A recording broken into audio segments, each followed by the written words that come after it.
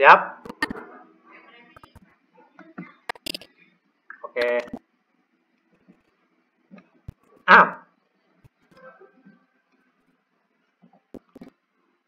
Baiklah Bapak Ibu, mari kita mulai acara kita hari ini. Pertama-tama, Assalamualaikum warahmatullahi wabarakatuh.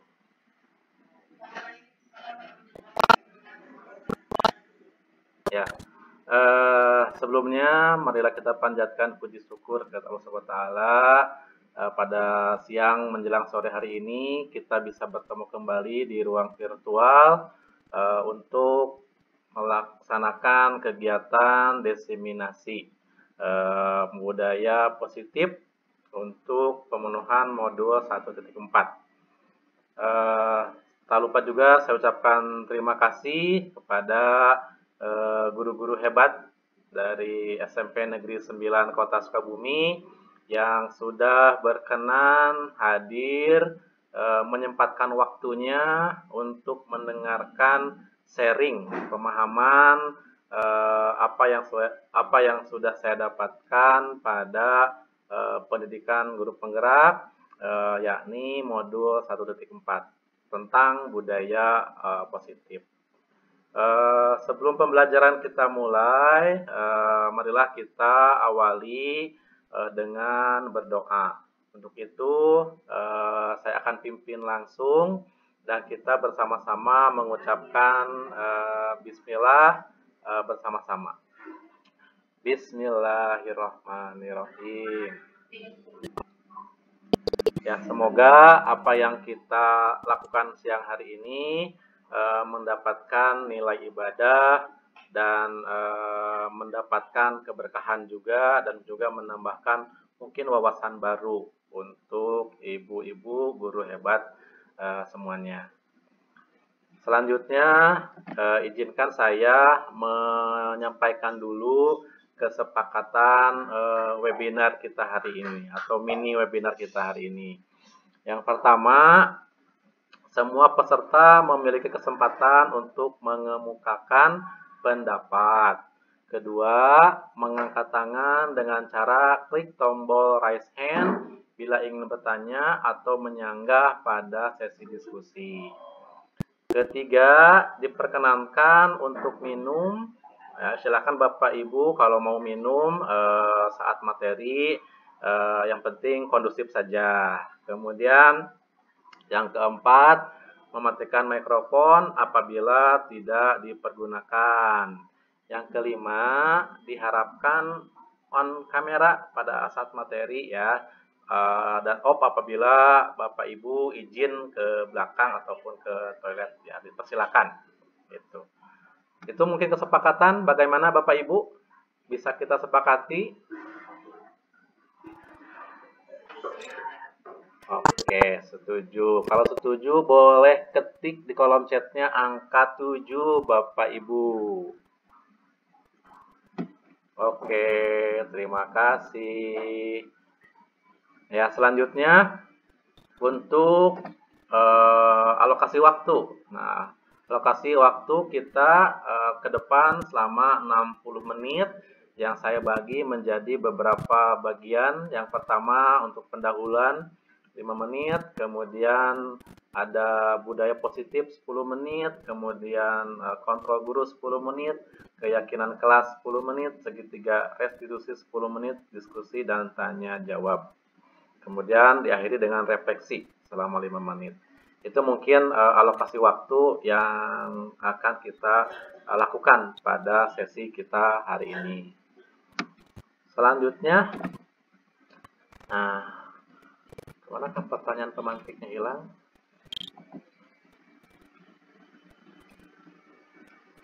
Ya, Bapak Ibu mungkin boleh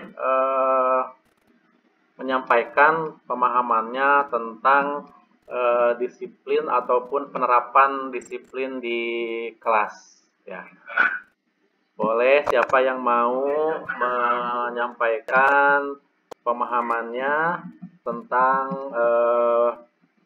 penerapan disiplin di kelas ataupun di sekolah.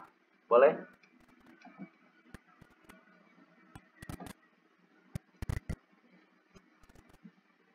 Ada yang mau menyampaikan?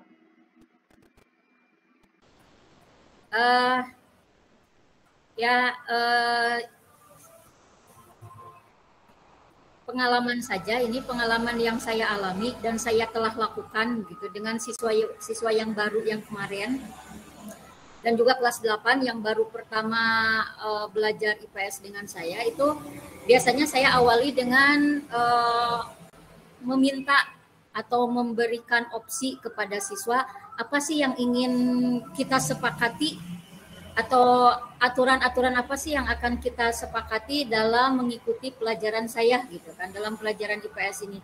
Yang nanti kenapa saya memberikan opsi seperti itu, saya berharap bahwa kalau kesepakatan itu diambil dari keinginan mereka, keinginan siswa, itu akan menjadikan mereka pun nanti akan mematuhinya gitu. Tapi apabila dari kita, misalnya dari guru itu yang mengajukan, saya pikir itu nanti ada kemungkinan mereka merasa terpaksa atau bagaimana gitu.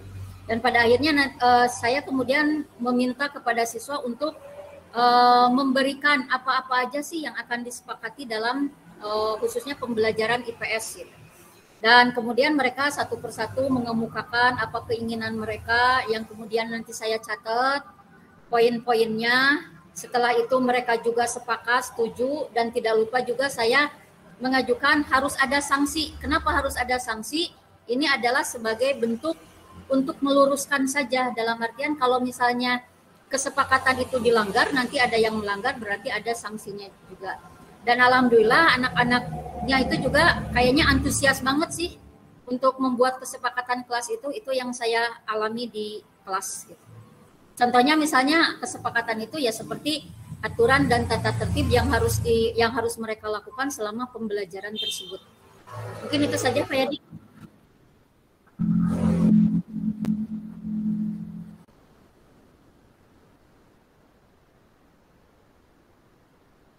Terima kasih Pak Yadi. Saya menambahkan pengalaman Bu Yuli juga dengan pengalaman saya juga, ya sama seperti itu ya. Jadi ketika mengajar juga emang sudah diterapkan tata aturan dan kedisiplinan yang harus dilakukan oleh anak. Contohnya ketika saya mulai mengajar untuk di kelas 8 atau kelas 7, itu saya mewanti-wanti kalau buku itu khusus per mapel jangan digabungkan dengan yang lain. Yang keduanya buku itu hal ini mungkin mudah-mudahan jadi bahan apa ya, membangun budaya positif di sekolah kita, itu aja. Mungkin cukup sekian ya Pak Yadi. Terima kasih. Assalamualaikum warahmatullahi wabarakatuh. Oke, terima kasih Bapak Ibu ya. Pada dasarnya sudah sangat luar biasa sekali ya kesepakatan, kemudian tentang pembuatan budaya positif dan sebagainya sudah sangat luar biasa. Oke, Pak Aris ada yang mau disampaikan Pak Aris? Silakan.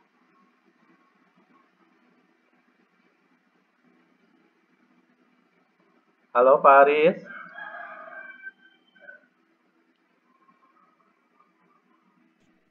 Assalamualaikum. Waalaikumsalam. Selamat siang menjelang sore semuanya. Jalan, Pak Aris. Waalaikumsalam. Oh, gini ya, ini kebetulan saya pas di luar nih. Tapi alhamdulillah bisa ikut bergabung Pak Yadi ya. Ya, terima kasih, Pak saya Aris. sepakat dengan yang disampaikan oleh Ibu Yuli tadi ya, bahwa untuk anak-anak kelas 7 ya, ini kita sepakat untuk menerapkan kedisiplinan itu kita coba secara internal Pak Yadi. Internal maksudnya dari personal mereka ya. Jadi kita menanamkan kedisiplinan kepada anak-anak itu lewat komitmen kelas ya. Jadi saya sepakat dengan Bu Yuli.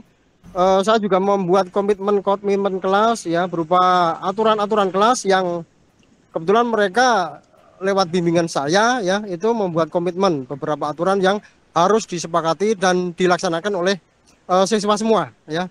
Nah, diharapkan dengan komitmen ini mereka tumbuh kedisiplinan dari internal personal mereka masing-masing ya. Karena selama ini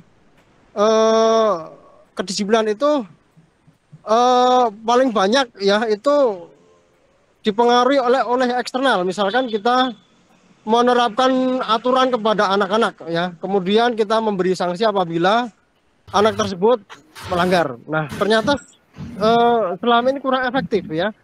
banyak sekali pelanggaran yang mereka ulang ya. Nah, mudah-mudahan dengan komitmen kelas seperti ini, seperti yang disampaikan oleh Bu Yuli tadi, mudah-mudahan nanti ke depannya anak-anak itu tumbuh kesadaran untuk mewujudkan kedisiplinan itu dari internal mereka ya. Kita tidak harus istilahnya memaksakan kepada mereka ya. Jadi kalau kedisiplinan itu tumbuh dari diri mereka, ya itu otomatis nanti mereka juga akan secara bertahap melaksanakan aturan-aturan sekolah ataupun aturan-aturan kelas itu sendiri. Mungkin itu saja yang respon yang saya sampaikan Pak Yadi. Assalamualaikum warahmatullahi wabarakatuh. Waalaikumsalam. Terima Waalaikumsalam kasih. warahmatullahi wabarakatuh. Sungguh hebat-hebat ya, luar biasa ya pemahamannya. Pada dasarnya memang sudah menjadi keseharian kita untuk menerapkan budaya positif di sekolah. Oke, baiklah. Sementara saya keep dulu untuk sesi hari ini. Untuk sesi open atau brainstorming hari ini. Kita akan lanjut dengan materi yang perlu saya sampaikan tentang budaya positif. Oke, saya akan sharekan kembali. Nah, tadi sudah disinggung oleh Ibu Yuli dan Pak Aris ya, dan Pak Nana juga tentang penerapan keyakinan kelas ataupun kesepakatan kelas ataupun komitmen kelas apapun namanya itu ya, bisa dikatakan mungkin hanya berbeda istilah saja. Nah, ini tentang budaya positif perlu saya sampaikan dulu. Budaya positif di sekolah ialah nilai-nilai keyakinan dan kebiasaan-kebiasaan di sekolah yang berpihak pada murid agar murid dapat berkembang menjadi pribadi yang kritis, penuh hormat dan bertanggung jawab. Nah, itu mungkin pemahaman sementara tentang budaya positif ya. Jadi benar sekali di sini ada nilai-nilai kebiasaan. Artinya harus menjadi sebuah pembiasaan. Diawali dari kebiasaan nanti akan menjadi sebuah keyakinan dan akan menjadi sebuah karakter terhadap peserta didik. Itu yang disebut dengan budaya positif. Kemudian untuk mencapai budaya positif itu sendiri dibagi ke dalam 6 tahapan. Yang pertama itu membentuk disiplin positif. Yang kedua teori motivasi. Kemudian yang ketiga keyakinan kelas. Keempat, kebutuhan dasar manusia. Kelima, posisi kontrol guru. Dan keenam, segitiga restitusi. Itu 6 tahapan untuk mencapai sebuah karakter ataupun budaya positif. Nah, oke, saya akan coba satu persatu untuk memaparkannya. Yang pertama, disiplin positif. Apa itu disiplin positif? Suatu cara penerapan disiplin tanpa kekerasan dan ancaman yang praktiknya melibatkan komunikasi antara guru dan murid. Nah, jadi sebisa mungkin disiplin positif itu juga tanpa kekerasan dan tanpa ancaman. Kalau bisa bahkan tanpa ada sanksi juga. Kalau memungkinkan tidak ada sanksi. Lebih kepada mungkin nanti konsekuensi. Ya, kita kembalikan kepada keyakinan kelas yang mereka yakini seperti itu. Nah, itu disiplin positif. Nah, contoh disiplin positif.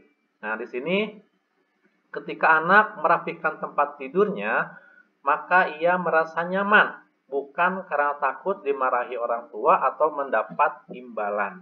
Nah, ini yang disebut dengan disiplin positif yang sudah menjadi keyakinan bahwa anak tersebut meyakini bahwa ketika merapikan tempat tidurnya adalah untuk mendapatkan kenyamanan di tempat tidurnya. Kemudian bukan karena takut dimarahi atau untuk mendapatkan sebuah imbalan dari orang tuanya. Nah, itu yang diharapkan nanti tumbuh pada peserta didik. Nah, seperti contoh lainnya mungkin ketika kita menggunakan helm di jalan raya kalau pakai motor ya Bapak Ibu. Nah, itu kita meyakini bahwa kita menggunakan helm itu untuk menjaga keamanan dan keselamatan kita ketika berkendara di jalan raya. Nah, itu menjadi sebuah keyakinan dalam diri bahwa dengan menggunakan helm tadi kita tumbuh keyakinan bahwa itu untuk menjaga keamanan dan keselamatan. Itu ataupun yang disebut dengan kata disiplin. Nah, Terkadang kita memaknai kata disiplin juga ini dengan aturan ataupun tata tertib. Ya, atau seperti itu. Nah, itu adalah serangkaian atau proses daripada kita untuk membuat mendisiplinkan disiplin itu sendiri.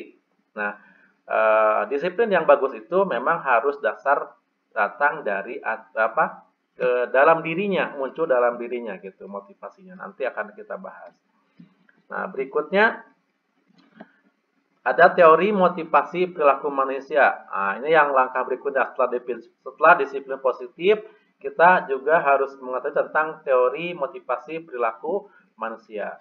Yang pertama, teori atau motivasi perilaku manusia itu yang pertama adalah motivasinya satu, untuk menghindari ketidaknyamanan dan hukuman. Yang kedua, motivasinya untuk mendapatkan imbalan atau penghargaan. Yang ketiga, motivasinya menjadi orang yang mereka inginkan dan menghargai diri sendiri dengan nilai-nilai yang mereka percaya. Nah, itu 3 motivasi perilaku manusia. Oke. Untuk motivasi yang pertama ini adalah tingkat terendah dari motivasi perilaku manusia. Biasanya orang yang motivasi perilakunya untuk menghindari hukuman atau ketidaknyamanan akan bertanya apa yang akan terjadi apabila saya tidak melakukannya. Nah, itu ini motivasi yang paling sangat rendah sekali. Nah, kemudian yang kedua atau motivasi yang kedua, satu tingkat di atas motivasi yang pertama, di sini orang berperilaku untuk mendapatkan imbalan atau penghargaan dari orang lain. Orang dengan motivasi ini akan bertanya, apa yang akan saya dapatkan apabila saya melakukannya? Nah, mereka melakukan sebuah tindakan untuk mendapatkan pujian dari orang lain yang menuntut mereka penting dan mereka letakkan dalam dunia berkualitas mereka. Mereka juga melakukan sesuatu untuk mendapatkan hadiah atau pengakuan atau imbalan. Nah, motivasi kedua ini ada dampak yang kurang bagus, ya. Jadi mereka akan tergantungan, selalu akan meminta imbalan dan mendapatkan pujian, ya, atau kata bahasa kita jadi pupujian akhirnya teh gitu ya. Ketika motivasi kedua ini sering dilakukan. Gitu.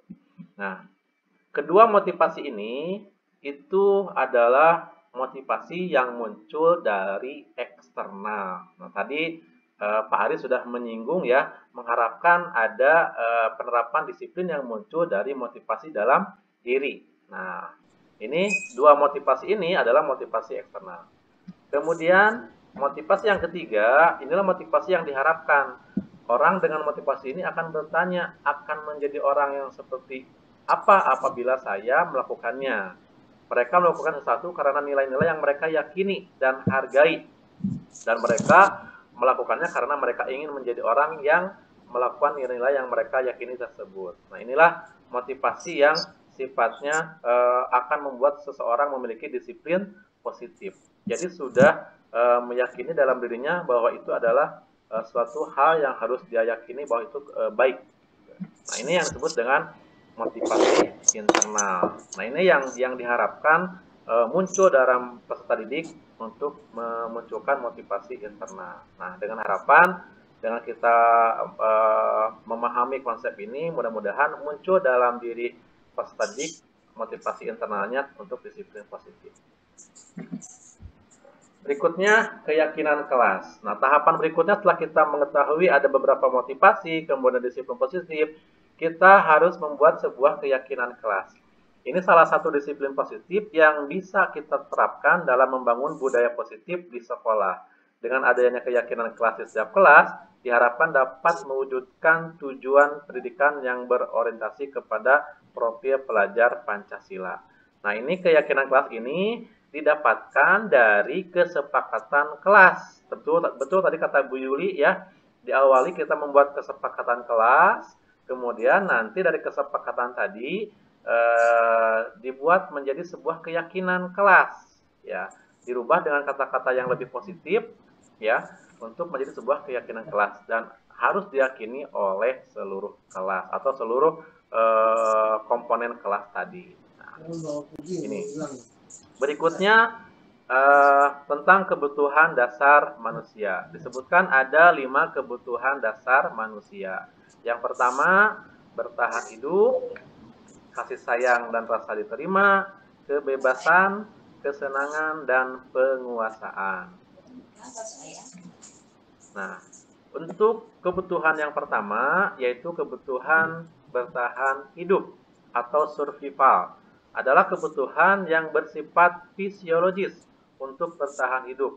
Misalnya kesehatan, rumah, dan makanan. Nah, kebutuhan biologis sebagai bagian dari proses reproduksi termasuk kebutuhan untuk tetap bertahan hidup.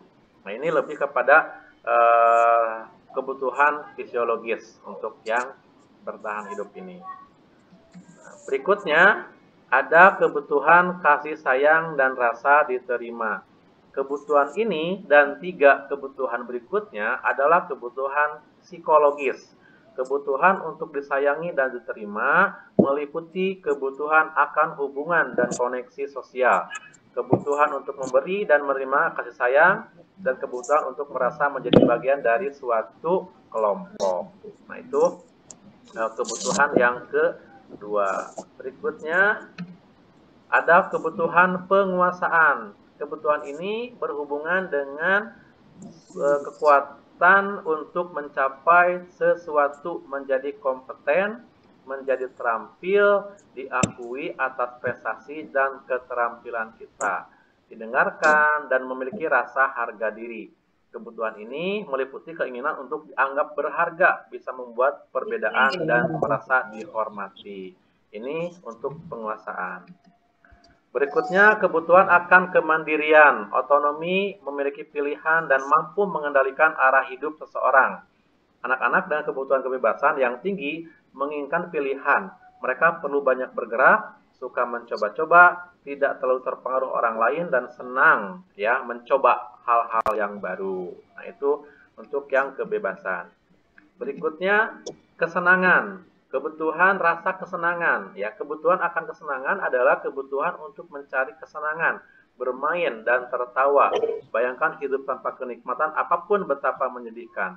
Glasser menghubungkan kebutuhan akan kesenangan dengan belajar. Nah, itu apalagi kodrat anak yang kodrat anak itu adalah masih masa-masa butuhnya bermain dan butuh kesenangan. Itu perlu kita perhatikan 5 kebutuhan dasar manusia. Nah, itu pun nanti muncul dalam peserta didik tentang 5 kebutuhan dasar peserta didik.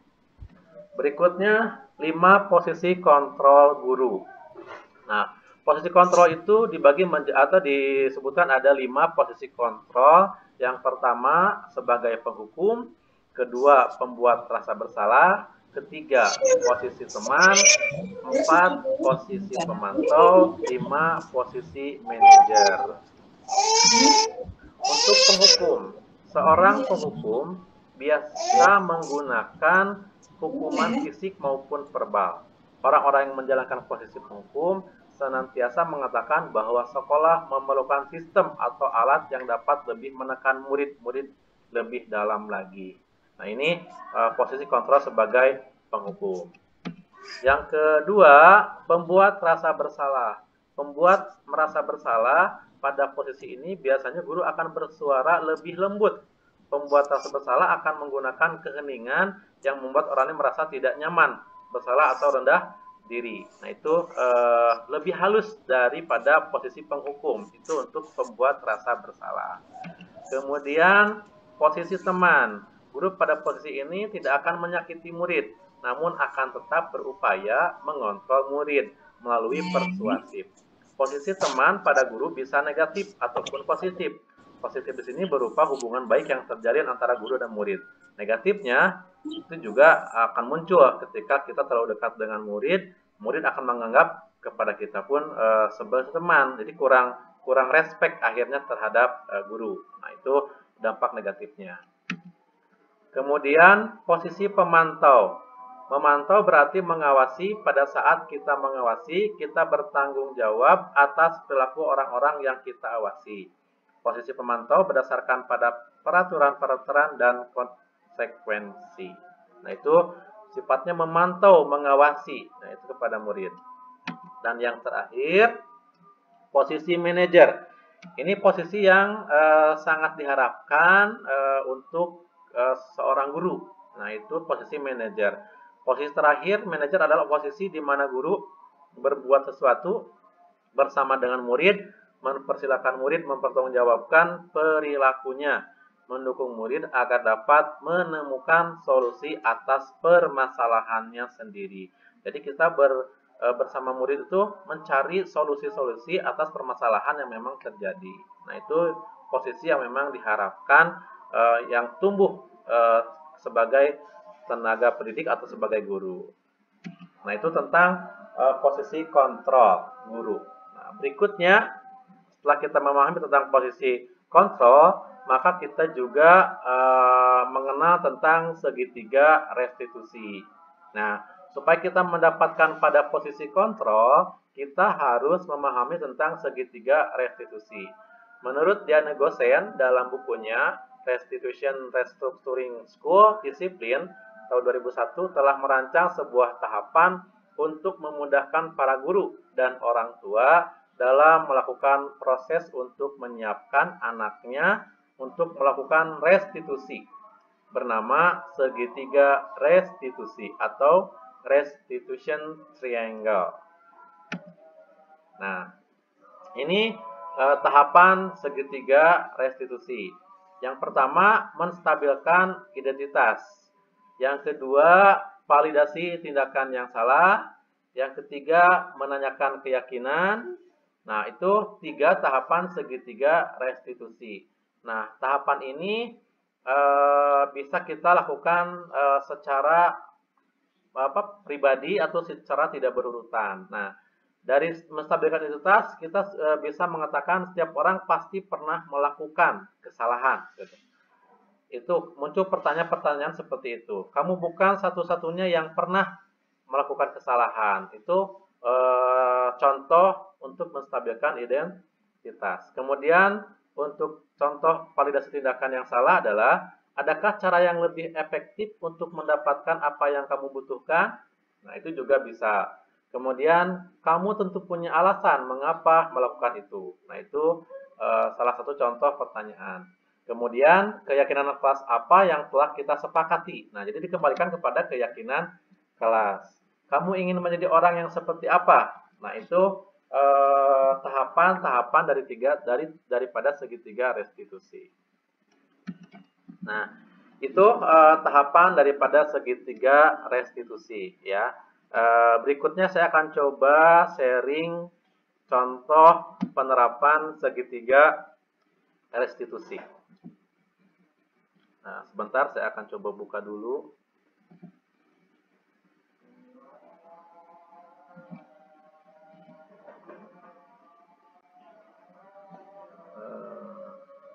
Segitiga. Ini sangka.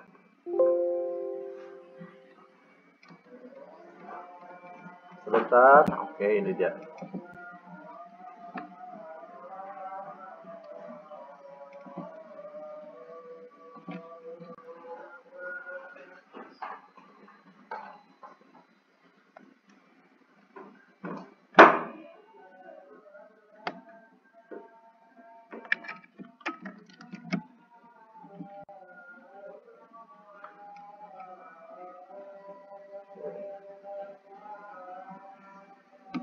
Mana tadi?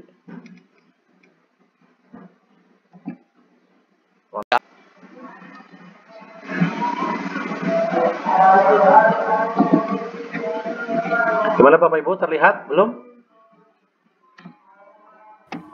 Belum. Bentar. Nah, ini dia.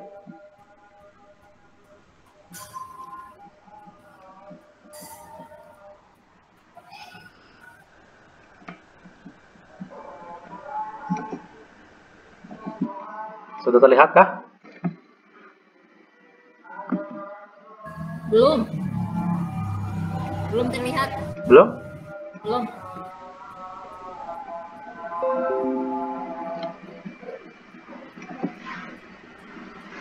Kita ulang lagi, stop sharing. Nah, gimana? Sudah terlihat? Sudah. Nah, ini ada contoh skenario atau skrip penanganan kasus yang menggunakan penerapan segitiga restitusi. Nah, boleh saya bantu bacakan ya. Pak Joko bertanya kepada Mario dan Adi, Bapak tadi dengar laporan dari guru piket di kantin, sepertinya kalian dalam masalah. Dan ada yang bisa Bapak bantu, apa yang terjadi? Kemudian Mario dan Adi menjawab, ya Pak, tadi pas jam istirahat pagi, kami main lempar-lemparan makanan di kantin. Tapi tidak sengaja malah melempar kena wajah Ibu Dina, kepala sekolah, ketika beliau sedang berjalan. Nah, Pak Joko kemudian bertanya lagi, kalian main lempar-lemparan makanan di kantin, kena wajah Ibu Dina ketika beliau sedang lewat. Nah, kemudian Mario dan Adi mengiyahkan dengan wajah sedih dan muka menunduk. Kemudian Pak Joko bertanya lagi, Adi, ada informasi yang kamu tambahkan? Nah, kemudian Adi menjawab, kami tidak bermaksud melakukannya, tapi kami tidak sengaja. Nah, apakah kalian tahu kalau kalian berada dalam masalah sekarang? Ya, Pak Joko, baiklah. Bapak di sini bukan untuk mencari siapa yang salah. Bapak di sini untuk mencari penyelesaian sama-sama. Berpikir sama-sama tentang apa yang bisa kita lakukan untuk memperbaiki situasi ini. Kalian pasti melakukan ini ada alasannya ya. Pasti seru main lempar-lemparan makanan begitu. Mario dan Adi juga mengiyakan apa yang disampaikan oleh Pak Joko. Ya, Bapak bisa lihat kalian merasa senang melakukannya. Nah, ini unsur tadi kebutuhan rasa senang ya melakukannya. Tetapi yang kalian lakukan merugikan orang lain. Sehingga sekarang kalian dalam masalah. Ya Pak, sekarang mari kita bicara tentang keyakinan kelas. Lalu Pak Joko mengembalikan kepada keyakinan kelas dan keyakinan sekolah kita. Apa yang kita percaya, yang mana yang kalian belum tunjukkan tentang keyakinan kelas. Kita harus bersikap baik satu sama lain, menghormati orang lain, dan menghormati dirimu sendiri, kata Adi. Kalian berdua ingat dengan baik keyakinan kelas kita kembali pada ketika kalian main lempar-lemparan makanan dan mengenai Ibu Dina. Apakah ketika kalian melakukan itu, kalian menghormati orang lain dan lingkungan? Kemudian Mario menjawab dan Adi tidak. Tapi kalian mendapatkan rasa senang. Ya, itu kesenangannya. Menurut Bapak, ada cara untuk mendapatkan rasa senang tanpa merugikan orang lain. Bagaimana menurut kalian? Ya Pak. Nah, sekarang mari kita selalu mengindahkan keyakinan kelas kita. Besok kita ke kantin dan kalian bisa berperilaku lebih baik lagi. Nah, itu contoh skrip ataupun kasus ataupun skenario penerapan segitiga restitusi. Oke, itu mungkin yang bisa saya sampaikan mengenai materi disiplin positif. Nah, Bapak Ibu tadi sudah diperlihatkan tentang skrip dan skenario. Barangkali Bapak Ibu ada yang mau menanggapi tentang penerapan segitiga restitusi ataupun penerapan kontrol guru. Silakan, bangga Bapak Ibu.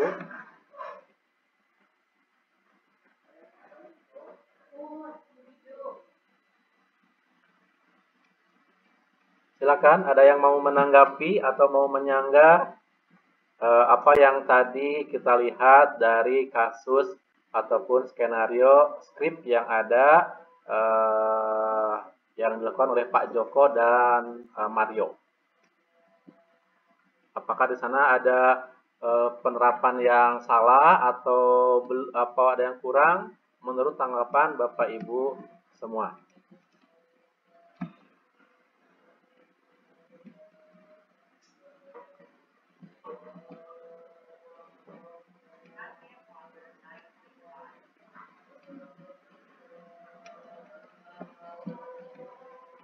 Sudah ya. Ada yang mau menyanggah atau menambahkan atau mengomentari? Silakan Bapak Ibu.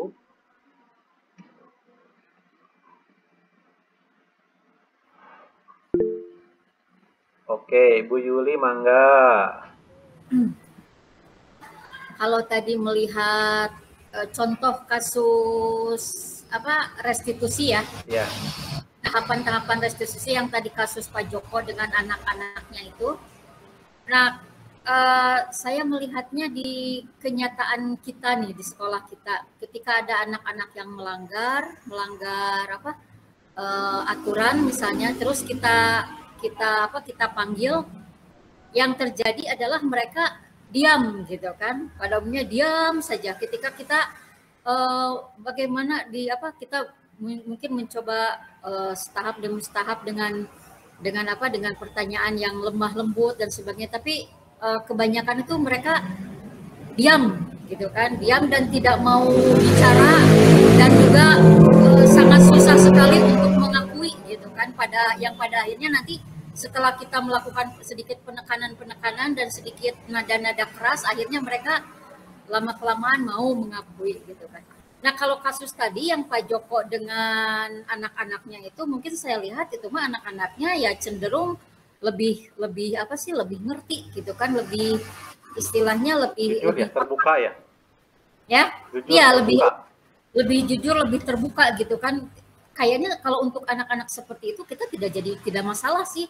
Kayaknya menerapkan restitusi itu akan lancar gitu kan kalau anak-anaknya sudah memiliki budaya jujur gitu kan. Tapi kan pada kenyataannya yang kita temui, kasus-kasus yang kita ini di sekolah, itu anak-anak itu mereka berusaha, walaupun misalnya mereka melakukan hal yang kelihatan orang lain salah, tetap aja mereka berusaha untuk mengelak dulu gitu kan. Ya mungkin ini wajar ya. Wajar, mungkin setiap manusia ketika melakukan kesalahan yang pertama dilakukan adalah melindungi dulu diri gitu kan, supaya tidak dianggap salah gitu. Hanya untuk penerapan restitusi ini ya mungkin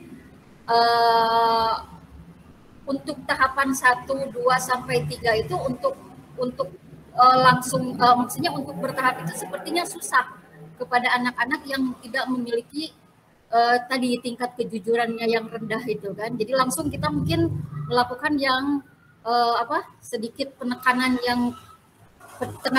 agar mereka mau mengakui kesalahannya itu gitu kan pada akhirnya. Mungkin itu saja Pak Yadi. Dalam artian begini, untuk menerapkan restitusi itu mungkin akan dikembalikan atau akan disesuaikan dengan kondisi dan situasi dari anak-anak yang kita hadapi. Mungkin seperti itu. Ya. Terima kasih. Oke, terima kasih Bu Yuli tanggapannya. Betul ya, kalau melihat dari skrip itu sangat ideal sekali ya Ibu Yuli, betul. Karena memang kalau melihat di kondisi di lapangan, anak itu ketika melakukan kesalahan pasti di awal mereka akan menutupi kesalahan. Betul sekali. Namun ini hanya sebagian contoh daripada skrip. Nah, mungkin Ibu Yuli mengalami hal tersebut di kelas. Nah, mungkin nanti Ibu Yuli ataupun teman-teman yang lain bisa menerapkan dengan trik-trik ataupun pertanyaan-pertanyaan yang lebih mendalam, lebih tajam lagi pertanyaannya. Karena pada dasarnya setiap manusia kadang-kadang tidak mau disalahkan, ataupun setiap anak ketika bersalah kadang-kadang masih tidak mau disalahkan. Nah, mungkin kita pancing dengan coba kamu berani berjujur, berani bertanggung jawab. Nah, ketika mereka mau jujur dan terbuka, maka kita akan mencoba memfasilitasi kejujuran mereka dengan penerapan segitiga restitusi. Nah, itu mungkin bisa juga dipancing dulu ya, mungkin dipancing dulu agar mereka agar mereka mau jujur, mau terbuka dengan kesalahannya. Nah, kita sebagai guru nanti yang sebagai guru peran di sana kita memfasilitasi kejujuran mereka. Nah, dengan cara apa? Dengan cara kita coba menerapkan segitiga restitusi. Nah, ketika memang menghadapi permasalahan-permasalahan seperti di kelas, tentang pembelajaran, dan sebagainya, itu bisa kita terapkan. Itu mungkin sharing pengalaman atau berbaginya seperti itu. Mungkin yang lain punya pengalaman pribadi atau sharing juga sama tentang penerapan segitiga restitusi, atau bahkan saya yakin sih semua guru juga pada dasarnya sudah pernah menerapkan tentang segitiga restitusi ini, walaupun belum memahami atau bukan belum memahami ya, belum mengetahui tentang segitiga restitusi ini, tapi pada dasarnya materi ini sudah sering kita lakukan ketika menghadapi permasalahan-permasalahan anak di kelas. Nah, mungkin Bapak Ibu guru yang lain ada yang mau sharing atau berbagi tentang pengalamannya ketika menghadapi anak-anak di kelas. Mangga boleh ada yang mau sharing berbagi lagi di sini tentang pemahaman budaya positif, tentang disiplin positif juga. Ya boleh ya apa yang tadi kita sampaikan, termasuknya apa saya sampaikan juga. Kalau mau disanggah atau mau ditambahkan silakan. Mangga.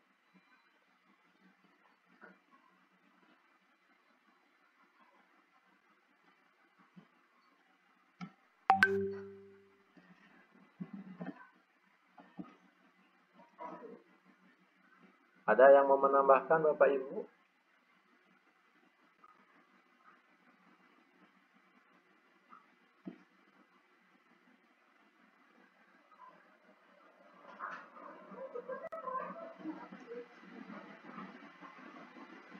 Tidak ada?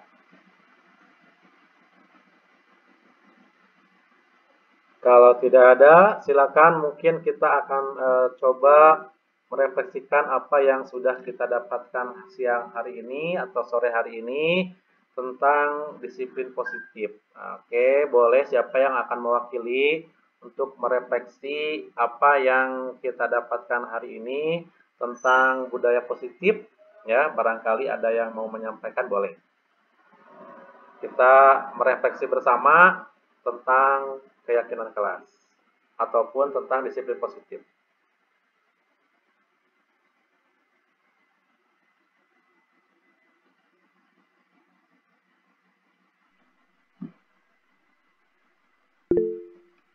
Boleh, Ibu Winda, mangga. Ya, ini sharing aja Pak Yadi ya. Jadi tadi yang terkait dengan disiplin atau budaya positif ya. Ya. Berupa kesepakatan kelas. Jadi yang saya terapkan itu sebagai guru bahasa Inggris di awal pembelajaran, yaitu saya menghimbau ya. Jadi kepada siswa to bring the dictionary in every English lesson. Jadi setiap pelajaran bahasa Inggris siswa itu bagi yang punya kamus di rumahnya untuk membawanya. Ya, itu gunanya untuk memudahkan mereka ya to find difficult words atau kata-kata sulit yang ditemukan di dalam teks ya atau di materi yang kan tidak mungkin ya. Saya sebagai guru jadi mesti menjawab semua pertanyaan yang mereka tanyakan gitu ya mengenai kata-kata yang tidak mereka pahami. Jadi siswa yang membawa kamus itu saat pelajaran bahasa Inggris akan saya tandai di absen dan akan mendapatkan nilai plus dari saya. Jadi sehingga mereka itu ada motivasinya untuk berusaha untuk memiliki kamus ya, baik meminjam atau usahalah menabung ya untuk membelinya ya. Nah, jadi di situ mudah-mudahan bisa menjadi kebiasaan atau disiplin positif yang dapat konsisten dilakukan oleh siswa kita gitu ya. Itu Pak Yadi. Oke, Bu Winda, terima kasih ya, luar biasa. Betul ya, itu kesepakatan seperti itu juga bisa kita terapkan untuk memotivasi anak ya, walaupun awalnya tadi ada motivasi untuk menerima penghargaan ya, tapi lambat laun itu akan berubah ketika itu sudah menjadi kebiasaan, mereka akan menjadi sebuah keyakinan kelas ya, betul Bu Winda ya. Terima kasih sharingnya untuk tentang kesepakatan kelas atau keyakinan kelas tadi. Betul, kita membuat kesepakatan-kesepakatan itu tidak hanya sekedar untuk disiplinnya saja, untuk pembelajaran pun masih kita terapkan ya tentang kesepakatan kelas. Jadi kita juga butuh, misalkan anak ketika mengerjakan tugas, mereka harus dibuat kesepakatan nih. Ketika mereka membuat mengerjakan tugas tepat waktu, itu kita harus memberikan apresiasi ataupun reward tertentu kepada anak yang memang mengumpulkan tugas tepat waktu, dan itu di awal kita bicarakan sebagai sebuah kesepakatan kelas. Nah, itu sama ya, mirip, itu tidak hanya sekedar untuk penerapan disiplin atau pengaturan tata tertibnya saja, tetapi untuk pembelajaran pun kita bisa terapkan. Itu sesuai apa yang disampaikan oleh Bu Winda ya, betul sekali. Bu Winda sudah menerapkan kesepakatan tadi dalam sebuah pembelajaran seperti itu. Betul. Oke, terima kasih Bu Winda sharingnya ya tentang kesepakatan kelas, luar biasa. Oke, mangga yang lainnya boleh. Ada yang mau sharing lagi atau menambahkan tentang disiplin positif dan keyakinan kelasnya? Mangga.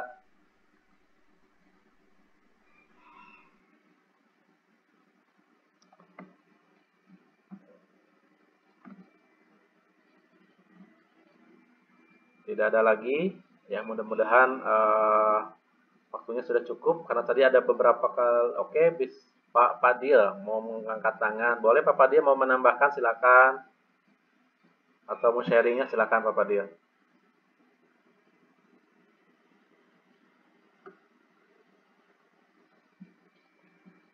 Ya, silakan Pak Padil. Mic-nya Pak Padil.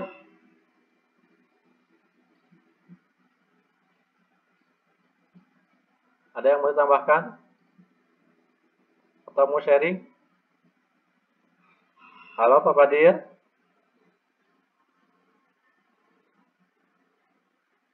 Oh, tidak ada ya. Mungkin terpijit gitu. Oke, mungkin di sesi kita yang terakhir kita akan coba merefleksikan apa yang kita dapatkan ya dari sesi kita siang hari ini.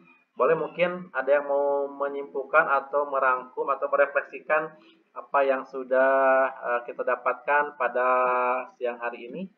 Mungkin mewakili siapa? Ada yang berkenan merefleksi apa yang sudah dapatkan tentang disiplin positif dan keyakinan kelas tadi.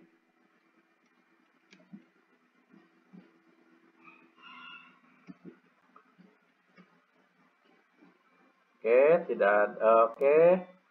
Nah, itu mungkin tentang disiplin positif pada dasarnya semua Bapak Ibu sudah menerapkan tentang apa itu disiplin positif, kemudian keyakinan kelas itu sudah mulai diterapkan. Namun mungkin kita tambah dengan penerapan segitiga restitusi tadi untuk menunjang kontrol guru sebagai manajer tentunya. Itu yang diharapkan. Nah, dari beberapa materi yang tadi disampaikan, semoga bisa menunjang untuk kebutuhan pembelajaran ataupun kelancaran pembelajaran di kelas Bapak Ibu semua. Nah, itu mungkin yang bisa saya sampaikan. Semoga bisa bermanfaat. Mohon maaf bila ada salah kata. Bila benarnya datangnya dari Allah, kemudian kalau salah itu dari sifat kealpaan saya. Semoga bisa bermanfaat. Akhir kata, billahi taufiq wa hidayah. Assalamualaikum warahmatullahi wabarakatuh. Kita tutup dengan Waalaikumsalam warahmatullahi wabarakatuh. Kita tutup dengan mengucapkan alhamdulillah. Alhamdulillahirabbil alamin. Ya, terima kasih Bapak Ibu, guru hebat. Semoga menjadi amal ibadah kepada Bapak Ibu semua. Karekam. Sudah.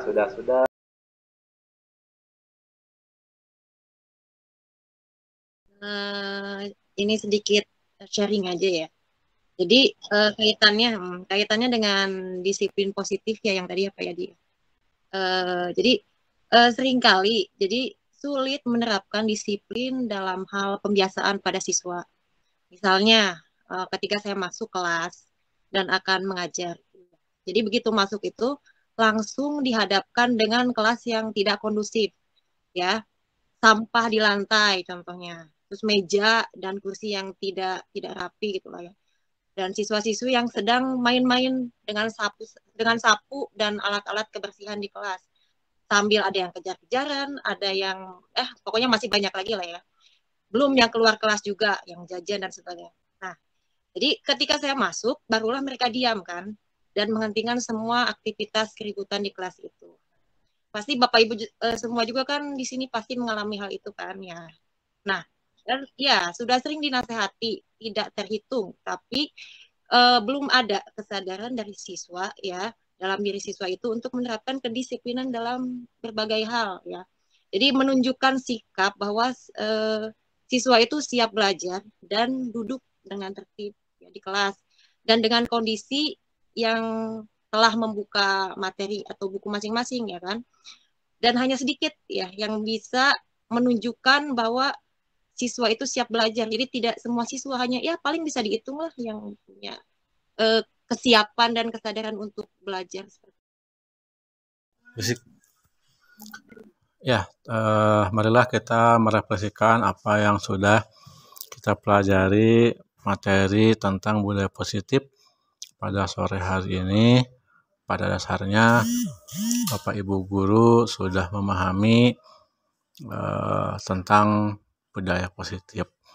Kemudian untuk penerapan segitiga restitusi itu sendiri, Bapak Ibu guru sudah pernah melakukan dan mungkin sudah dilaksanakan pada proses pembelajaran.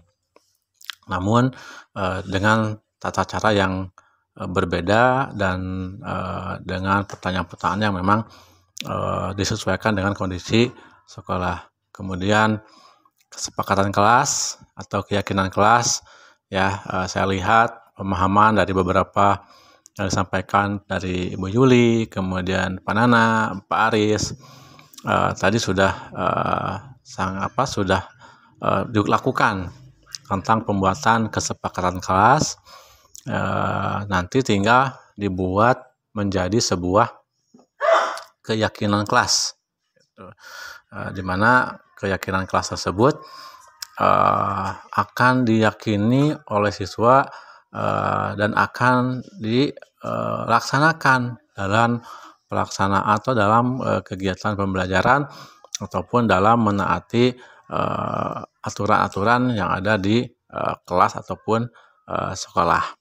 Itu dari keyakinan kelas tersebut diharapkan muncul motivasi internal. Itu yang sesuai dengan diharapkan dari teori motivasi. Jadi dengan keyakinan kelas ini harapannya muncul motivasi dalam diri sesuai dengan apa yang disampaikan oleh Pak Aris tadi, ya, yaitu keyakinan ataupun kesadaran dalam diri sendiri, bukan atas dasar paksaan ataupun takut akan hukuman. Itu jadi atas dasar keyakinan dia sendiri. Itu yang perlu diterapkan untuk proses pembelajaran ke depan melalui beberapa materi atau tahapan disiplin positif.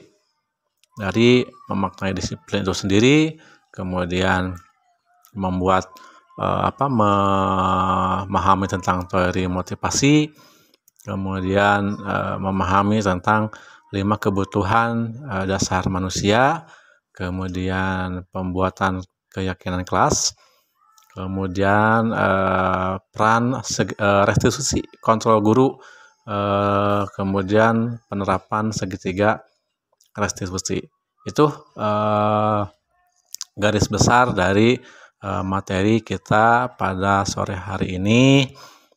Mudah-mudahan apa yang kita lakukan dan laksanakan hari ini menjadi bekal, menjadi modal awal untuk kita semua. Terima kasih Pak Yadi. Dalam melaksanakan tanggung jawab kita sebagai seorang pendidik yang tentunya sesuai dengan harapan dari visi ataupun harapan dari filosofi Ki Hajar Dewantara yang pembelajaran berbasis kepada murid atau berpihak kepada murid.